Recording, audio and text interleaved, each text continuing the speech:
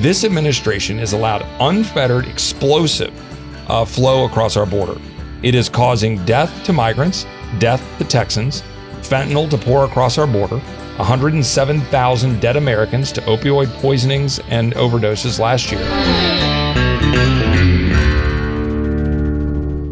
Welcome back to the Kevin Roberts Show. Thanks for being a loyal member of the audience. If this is your first time watching, you're in for a treat because we have one of the best elected officials in the country, Congressman Chip Roy of Texas. Now, you have to account for my bias. Chip and I are former colleagues at the Texas Public Policy Foundation. We became great friends then and remain so. And in this somewhat brief conversation, we're going to cover some ground today. I say somewhat brief because once Chip and I get started, we can really talk for a few hours, including golf and baseball, which is not part of this episode. All of that to say, Congressman, thanks for being here. Great to be here. Glad you got the same hairstylist I've got. We'll sit here and try to solve the world's problems. So great to be with you, my friend. Well, hopefully the glare isn't too bad. Yours is looking great. Well, let me start by saying thank you for your service. And you're one of the shining lights of Congress, which isn't to say that every single time you say something about policy or that I or Heritage do, that we're in 100% agreement. But part of the nature of being conservatively minded friends and caring deeply about America is that we're really focused on conversation. I want to start high level, if you don't mind. What's your sense of Congress's ability as an institution to have conversation about the policies that really are important to American freedom? Well, that's a really important question. And first of all, it's great to have you here at the Heritage Foundation. It was a great loss to lose you in Texas and Austin at TPPF, but Heritage is blessed to have you. And I'm glad to have you here in Washington. And to your point, I have no problem with disagreements with my colleagues across both sides of the aisle, across the entire spectrum of ideology. My problem is what you just said. We should be willing to engage in full-throated debate. That's what the founders did. I mean, one of my biggest problems, and I sit here, I've got a couple of notes in my lap, but for the most part, my colleagues would go to the floor of the House and they read canned speeches, and then they go out and give a press conference that's canned instead of having an engaged debate. And so, to your point, I think we're miles away from where we need to be as an institution, where we offer legislation, we have robust debate, we offer amendments, we have a thorough discussion. Take Ukraine, for example. You got a really important issue, national security, people that are getting, run over by Putin, people dying, a terrible situation. America should have something to say about that and engage. But a $40 billion bill dropped at 3:00 in the afternoon where I got no briefing, no insight whatsoever. That's not the way Congress should operate. And unfortunately, that's the way it's currently operating. Yeah. And the rhetoric is so bad, just to use that very telling example, including the rhetoric on our side, right? That if you raise a question as a member of Congress, or I raise a question as the president of the Heritage Foundation, not that we see ourselves as super important, but, we spend some time thinking about policy. Sure. Even on our side, we're billed as somehow pro-Putin, right? Rather than understanding these are legitimate questions that a healthy republic with healthy institutions asks. Now, the good news is you're not going to give into that. And the good news is Heritage isn't going to give into that. Correct. So we're going to get somewhere on Ukraine spending, which is to say we want to honor their heroic sacrifices as fellow humans and fighters for freedom. But we as Americans owe it to them and to the American people to do a much better job in terms of process. That's exactly right. And I think if you take that into Ukraine and you go into where we are this week, and this is the week we're coming back in July after the July 4th recess, we have 3 weeks. And this week, we're going to be debating the National Defense Authorization Act in the United States House. We will also be doing appropriations bills over the next couple of weeks. We're also dealing with the PACT Act, a veterans-related measure involving burn pits. This is an enormous amount of money we're talking about. Just in a minute, when I leave here, I'm going to go over and engage in the Rules Committee, where I will offer an amendment in the nature of a substitute to try to fix the PACT Act, which is a burn pit bill, which would create $675 billion of mandatory spending, put it on autopilot.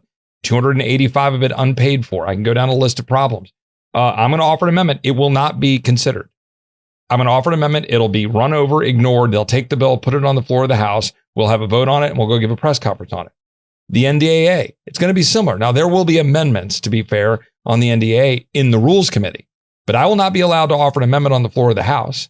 And the National Defense Authorization Act means we're going to be funding a Defense Department without any meaningful change to the woke garbage being promoted throughout defense, without any meaningful change to an institution which says that climate change is as equal a challenge to the United States of America, an equal threat as China. Literally, their spokesperson, John Kirby, said that the other day.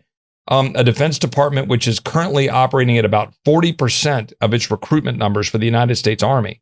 I was at Fort Sam Houston, which I represent in San Antonio, just last week with my staff, and they're struggling on recruiting. And it's significantly because of a lot of this woke garbage. Now, will we have a debate about this? Or will Republicans in this town just reflexively throw their support to a National Defense Authorization bill, regardless of what's in it? And that's my concern about this town, to the point of process. You've got a bill that's going to go from about $760 billion last year to almost $850 billion this year, a well over 10% increase. What kind of a debate are we having about that? No, absolutely not. And when we have a longer episode sometime over the years, we'll have you back many times. We can get into some of the details there. But I know you're really focused because of some present votes on what we do with defense spending. Why don't you, Congressman, if you don't mind, in addition to the great comments you just made, give our audience a sense of sort of top lines. What's the cost of the Defense Authorization Act? What are the big problems? I know there's a particular provision we want to talk about regarding the national draft. Sure. But, give us sort of big picture before you and I delve into some details. Well, let's take a couple of the issues that we're talking about. I mentioned the thing about equating the security threat of climate change to China. That's a real problem. It's not even something you just gloss over.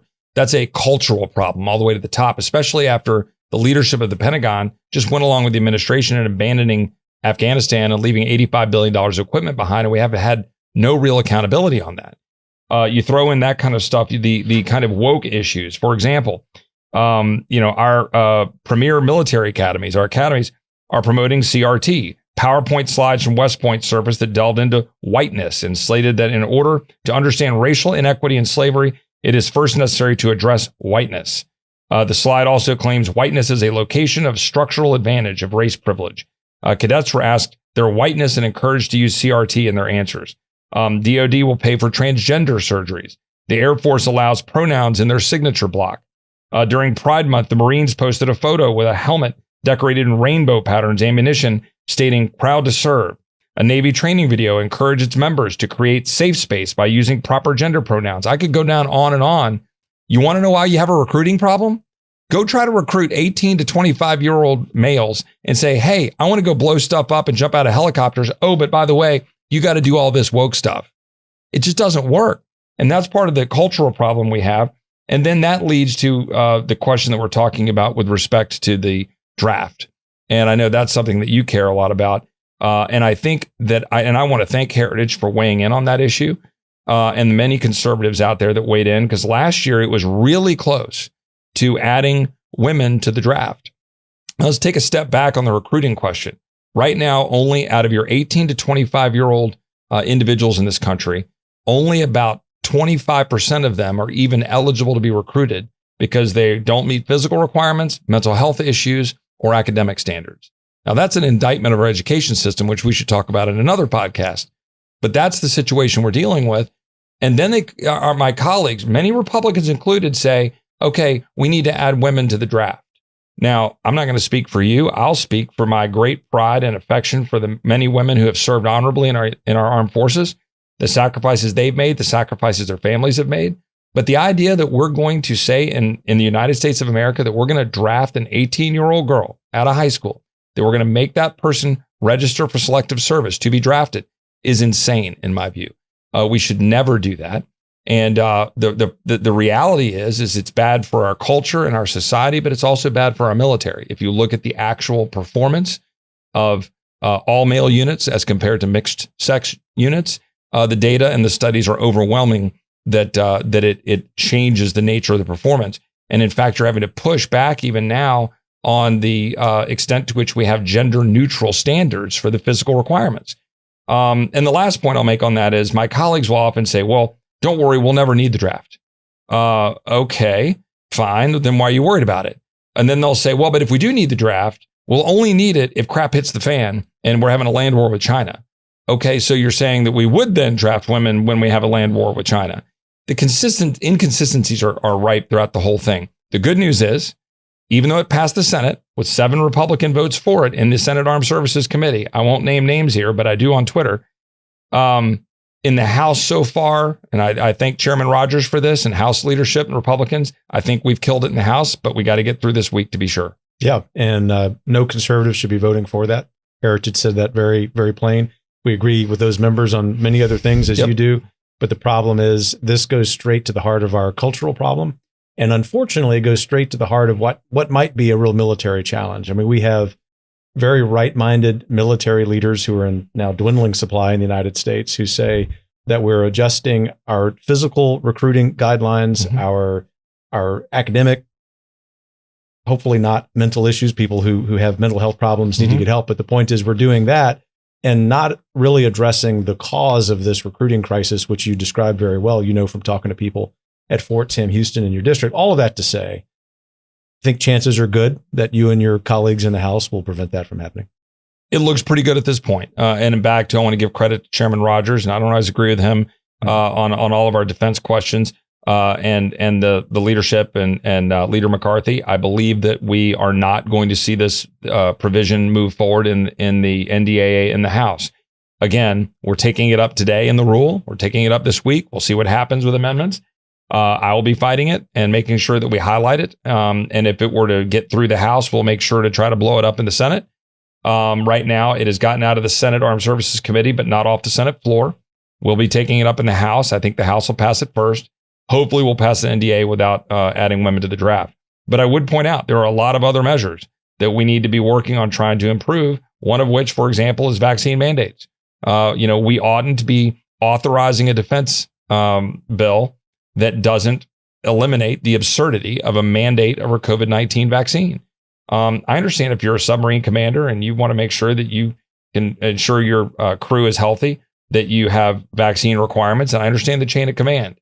But you've got a vaccine, so-called vaccine, that is under emergency use authorization, that has not gone through the full approval process, and that shows no real discernible benefit for healthy younger individuals. I don't know why we're having a mandate that is forcing a lot of our folks to be probably let go as we speak, National Guardsmen and others, when we can't even meet our recruiting needs. It's absurd, and the Congress ought to speak to that. Yeah, well, I hope that you do. Some former service members who've had to leave because of this. I do. Yep. And these are some of our best men and women.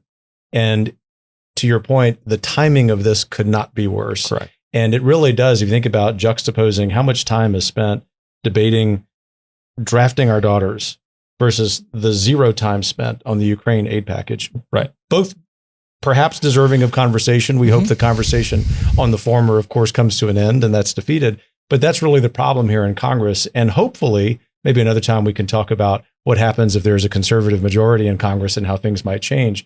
But in the meantime, one of the issues that's also driving angst among American voters, whether they live in Arizona, Texas, or Minnesota, or New York, or Florida, is the southern border, a place that you and I know well. In fact, I think we probably even visited at least once or twice together. Congressman, what's your assessment of what's going on there? And then what does Congress need to do, considering that the administration's probably not going to change its thinking? Well, not only is the administration not going to change its thinking, it is purposefully avoiding enforcing the law, and they're doing it because they believe in a open border world order, a liberal world order, as their own press personnel have said publicly. And that is important. It frames the whole situation on the border.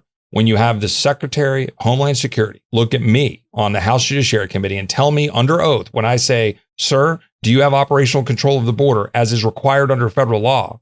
And he looks at me and says, yes, somewhat smirking as he says it, and then alludes to, well, the previous Homeland Security Secretary would have said the same thing. First of all, Chad Wolf did not say the same thing. He said we're trying to work to achieve operational control. Second of all, you could at least say with some degree of humility that we had reasonable operational control during the Trump administration, or work to achieve it. This administration has allowed unfettered, explosive flow across our border. It is causing death to migrants, death to Texans, fentanyl to pour across our border, 107,000 dead Americans to opioid poisonings and overdoses last year. It has caused, in Brooks County, Texas, 48 bodies in a mobile morgue as we speak this year of migrants. Last year, 100 and almost 50. This is the death toll of migrants we're talking about. Somewhere around 1,000 who have died in South Texas. I was in Eagle Pass last week. I'm at the Rio Grande with Border Patrol. as about 400 migrants came across from Venezuela, Cuba, Colombia, Nicaragua. And as we're coming across, there are moms carrying their kids, sweating, panting, some almost collapsing. Border Patrol coming, it was like 105 degrees. I was here, it was hot. And giving them water, grabbing kids and carrying them, as Border Patrol is doing. Then they're taking them to a facility. I went to the facility where they intake, give them health care, then process them, put them in a system to be released into the United States under a notice to appear or parole authority. No mention of asylum claims. They're just released. When you do that, you cause a magnet. And that magnet overwhelms Border Patrol, leaves our borders wide open, and you have what we just had last year with 850,000 known gotaways. I sent a letter to DHS asking, well, how many people associated with terrorist countries or entities? Answer, 42 in March, now close to 50. The number of gangs, criminal elements, dangerous individuals who've committed dangerous crimes who have come into the United States. It is an extraordinary number that we're talking about. And I want to reiterate, dead Texans because of fentanyl, dead Texans because of crime, empowered cartels, fentanyl pouring into our communities, a danger at our border. This is a real situation caused by the administration, and we're taking it on the chin in Texas and throughout the entire country. What hope, if any, can you give, especially fellow Texans, anyone living on the border who's been watching this, they may not live on the border, that at some point in the near future, we're going to be able to fix it? Well, I would tell you this. We know what we need to do. The Trump administration gave us a roadmap, whether it was Chad Wolf, Mark Morgan, Tom Homan, Ken Cuccinelli, the great people at DHS, some of whom are affiliated with Heritage now. We know what to do.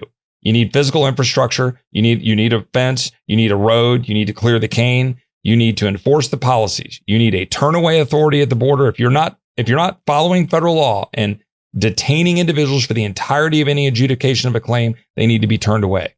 You need to have interior enforcement so that ICE can do their job, and you need to go target the cartels, designate them as terrorist organizations, call them what you want, I don't care, but give our officials the power to go after cartels like we did the mafia in the 60s, for example, or any other criminal elements that are endangering our people. If you do those things, that roadmap, you will get operational control of our border like that. Literally, it's that simple. We can have a debate about the individuals who want to come here for a better life. God bless them. All of those immigrants that I met at the river, I don't begrudge them. They just want a better way of life. That's awesome. But when you do that, you undermine our neighbors to the south, the Northern Triangle, South America, Mexico, that are getting hammered because their talent's draining, because of the destabilization, the increased narco-terror state. You undermine America because our borders are no longer policed and fentanyl come in. You empower the cartels. You endanger the migrants. They die on the journey. That is insane. And there's no way for a sovereign nation to operate. We can fix that. We have the plan. But Republicans need to do what they failed to do in 2018 when President Trump was president. And the House of Representatives needs to get out of its own daggum way and pass a security bill that we know will do the job. We know how to do it, and we should. So that's step number one, probably. And if you were writing the agenda for the next Congress, we look forward to talking to you then, if not before. Yep. And in the meantime, think about all of the challenges that are facing America. You're a realist, but you're also an optimist. I know that. There may not be something about you that everyone knows, but I know that. You're an optimist. Well, there's a lot of negative things to be highlighting for the people that you got to come in behind with your positive vision. That's right. Yeah. So to that point, Congressman Chip Roy, give us a sense, in spite of all the challenges and knowing that even if there's a conservative majority in several months, we're not going to be able to fix it all. Yeah. Give Americans hope for saying, okay, I'm encouraged and I want to keep fighting for this country. Well, first of all, understand what we'll be dealing with. If the House takes back, if the Republicans take the House, you're dealing with a Democrat in the White House and a who knows Senate. All we're really going to be dealing with then are oversight hearings and spending. That's really the truth. So just recognize that reality and be okay with that. That's okay. Divided government is not a bad thing in our country. So that's one positive thing. But then step forward. Look, the American people are great. You know, I wrote a chapter along with my friend Governor Perry in a book Fed Up about a decade ago that was entitled then, this is 2011 or 2010, America is great, Washington is broken. I believe that. I believe that today. The greatness of the people shines, and you see it even in the throes right now of inflation and wide open borders and the federal government getting in the way of energy production. If we rely on the people, we win. And I think there is a greater recognition now of the problems in Washington, and those of us who are here who are willing to expose those, get Washington in that sort of Reagan-esque way, get Washington out of the way and empower the people, we survive and we do well. We know what we need to do. But the thing we have to remember is if we don't embrace freedom, okay, then we're going to fracture. So my view is faith in the Almighty, embrace freedom, get back to our foundational roots, and this country will thrive. Our 250th birthday is coming up in 2026. America 2026. What are we going to choose? Are we going to choose freedom or are we going to allow us to fracture? I think the American people have always shown that they're going to choose freedom. And if we do that, we're going to do great. Well, thanks for being a leader to that end. We look forward to having you back. In the meantime, Godspeed. Keep up the fight. Congressman Chip Roy, thanks for joining me. Thank you, my friend. Thanks for joining another episode of the Kevin Roberts Show. I hope you enjoyed that as much as I did, and hopefully we left you wanting more conversation. So we'll come back with a congressman sometime soon. No doubt there will be some failure of the Biden administration to be discussing. In the meantime, keep the faith. Take care.